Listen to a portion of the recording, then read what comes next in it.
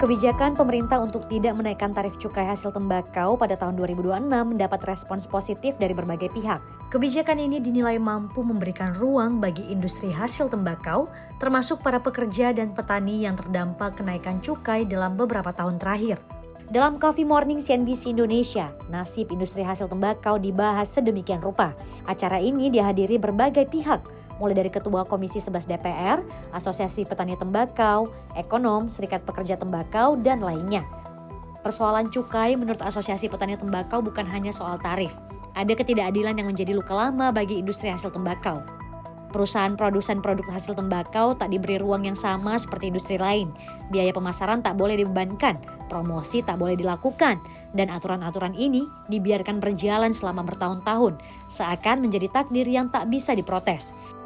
Cukai yang terlalu tinggi membuat produk tembakau atau rokok tak lagi terjangkau bagi konsumen berpenghasilan rendah.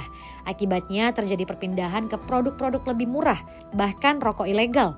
Dalam kondisi ini, kebijakan untuk menahan kenaikan cukai diperkirakan dapat menjaga stabilitas industri dan penerimaan negara. Menurut saya keputusan itu adalah respon yang sangat positif, yang sangat bagus, di mana Pak Purbaya mengerti permasalahan bahwa ada persoalan yang serius dan fundamental di dalam industri hasil tembakau. Moratorium ini juga memberikan angin segar bahwa Pak Purbaya mulai memperhatikan sektor-sektor yang selama ini memang harus diselesaikan.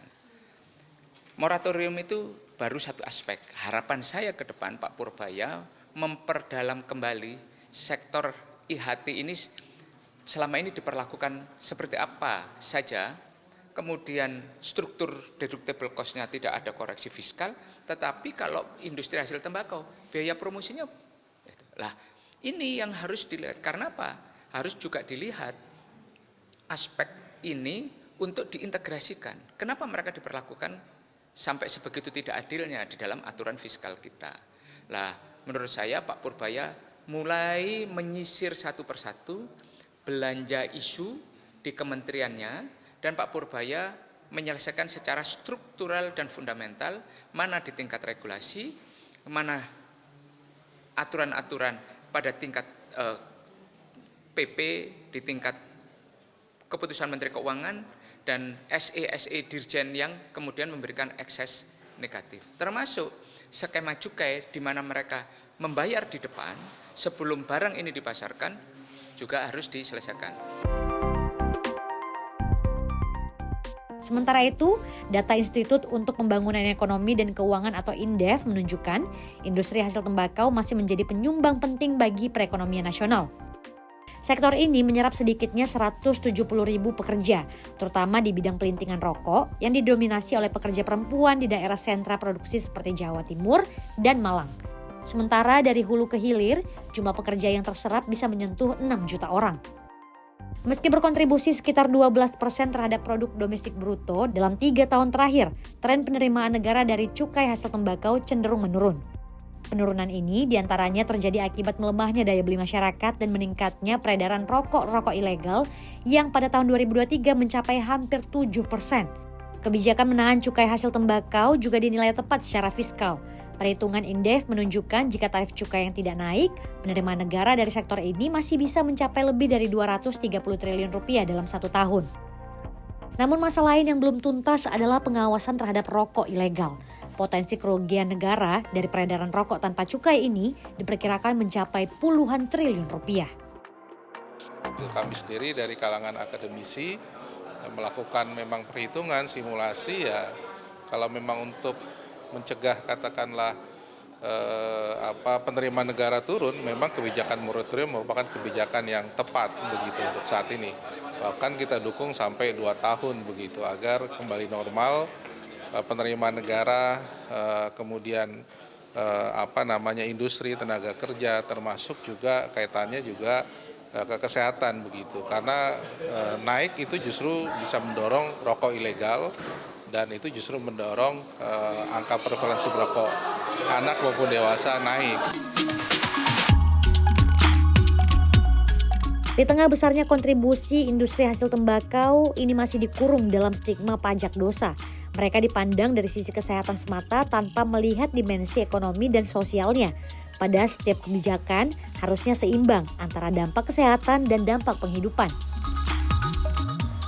Ini kan bicara cukai, itu adalah salah satu regulasi terhadap industri hasil tembakau, di mana kami dari aspek tenaga kerja yang kami wakili itu memang dampaknya kan ke tenaga kerja.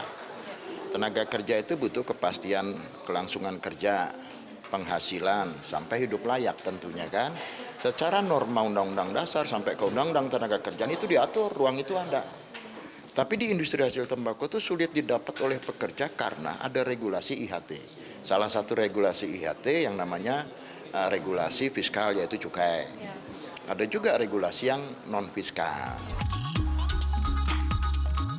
Asosiasi Petani menyebut cukai yang tak naik bukanlah jawaban. Penyembuhan yang sebenarnya ada pada kebijakan yang menyentuh akar masalah, ketidakadilan struktural, dan ketidakpedulian terhadap petani. Pekerja tembakau saat ini tadi sudah ada disampaikan. Ini juga saya sudah katakan ya tadi dari awal bahwa mereka ini memang beruntung pada saat ini tidak naik cukai. Tapi itu bukan satu-satunya tantangan. Kan sudah saya katakan ada regulasi-regulasi lain yang bukan hanya sekedar cukai. Tadi kebetulan ada rekan di forum yang menyampaikan kondisi di lapangan juga tidak menjamin bahwa teman-teman pekerja sektor rokok aman, belum tentu. Petani tembakau, mereka yang berdiri di hulu mata rantai industri ini menyebut bahwa mereka tak pernah mendapatkan bantuan. Tak ada subsidi pupuk, tak ada pestisida, tak ada pembinaan bibit. Petani tembakau hidup dari pengetahuan turun-temurun, bertahan dengan cara mereka sendiri. Selain dampak pada tenaga kerja, penurunan tarif cukai juga dirasakan oleh petani tembakau. Asosiasi Petani Tembakau Indonesia menyebut kenaikan tarif cukai yang terus berulang dalam 6 tahun terakhir telah membuat produksi turun hingga 100.000 ton sejak 2019.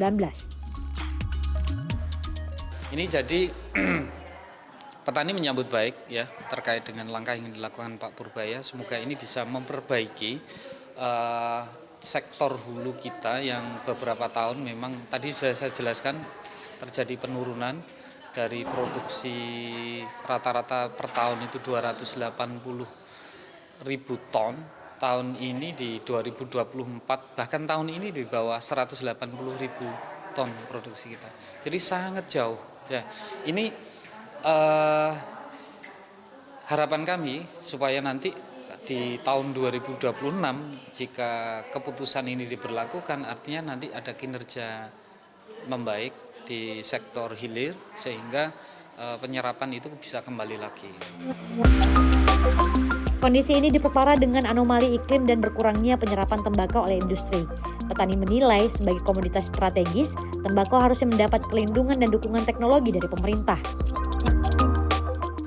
Pada prinsipnya begini, karena tembakau ini adalah bersifat geografis, tidak semua lahan di Indonesia itu cocok ditanami tembakau. Karena tembakau ini identik dengan tanaman musim kemarau. Jadi di daerah-daerah kering pun itu bisa tumbuh dan justru di daerah-daerah yang basah, misalnya yang persediaan airnya sepanjang tahun itu ada, itu justru tidak direkomendasi untuk dikembangkan karena memang tembakau ini adalah tembakau yang spesialis tanaman musim kemarau.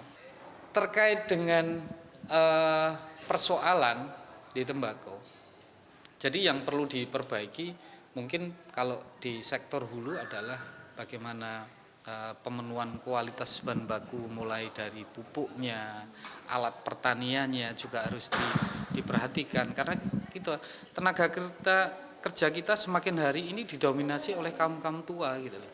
Kalau mekanisasi ini tidak segera dijalankan, kemudian harga pupuknya diberikan subsidi karena saat ini petani semuanya pure menggunakan pupuk non subsidi.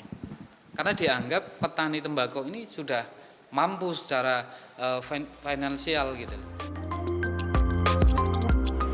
Kebijakan penahanan tarif cukai hasil tembakau dinilai sebagai langkah strategis untuk menjaga industri tembakau nasional, menyelamatkan pekerja serta memberi nafas lega bagi petani.